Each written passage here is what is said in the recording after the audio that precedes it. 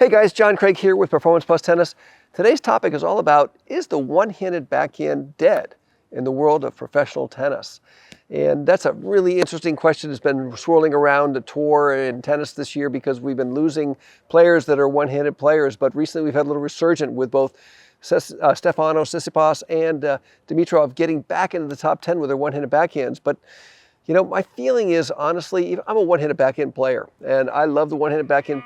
I try to hit a two-handed backhand. I can demonstrate it, but I really can't play it. And what's fascinating is that in addition to my online work, I also work with a lot of juniors, and when they see me hit the backhand, they go, wow, you're a one-handed backhand. It's like they've never seen it before. And they probably haven't, because in today's world, everyone's hitting a two-handed backhand. Almost everybody, certainly in the juniors. So if we look at the tour, we've got Dimitrov. Grigor Dimitrov is 33 years old. He's playing great tennis, but you know, much longer is he going to play?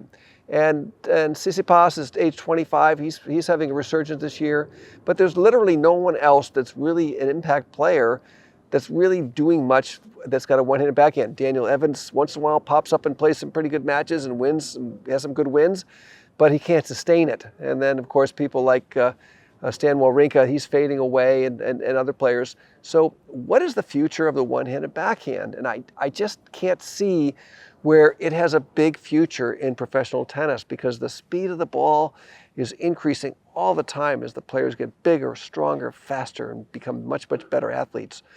So the time that you have to play the shot is more difficult. You got to hit the one-handed backhand topspin ball well out in front. So it takes earlier preparation, and it's just more difficult to do. Balls are spinning more. Players are creating more spin.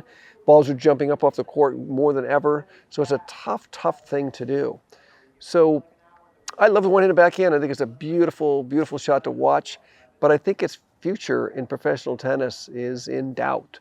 Unless somebody comes along who's got an amazing one-hander beyond the players we're talking about here, I would be surprised if in 5 years there were two players in the top 10 with one-handed backhands.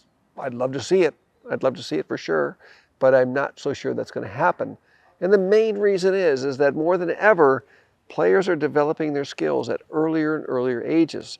And so if you're 5 years old and you start playing tennis, you're going to be playing with a two-handed backhand. That's just the way it is. And it's very unusual to see a junior player in today's game actually hitting a one-handed backhand super well, because they're all playing with two hands. In my community of tennis, my circle of junior tennis that I'm involved with, I can only think of one player who's with a one-handed backhand who actually can contend and be effective at high level play with a one-handed backhand. Everyone else is playing with two. So what should you be doing?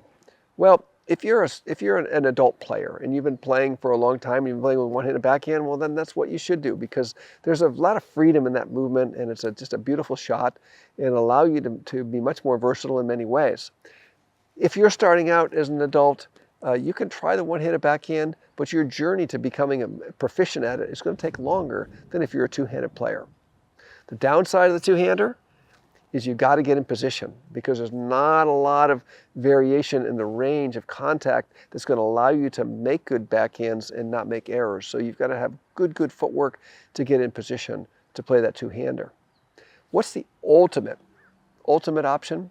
If I were starting out again today and I was a junior player and I was starting out knowing what I know now, I would develop a two-handed backhand for driving and topspin, and I would retain or develop or build the slice backhand, which is really one of my favorite shots that I love so much. And I would blend those two together, and I would have the best combination of being able to play defense, offense, variety, spins, and so forth. And if we look at the players today that are on tour that are most successful, like Novak Djokovic, he has developed an excellent slice backhand over the years to complement his two-handed backhand. So in my opinion, he has the best combination on the backhand side, where he can slice when he needs to, slice when he wants to, hit drop shots from a disguised position when he wants to, but also be very consistent and play offense with his two-handed backhand. So if you're just starting out and you're younger, I would go with a two-handed backhand with a slice. Don't abandon the slice backhand. It is a very, very effective shot that you really need to have in your skill set.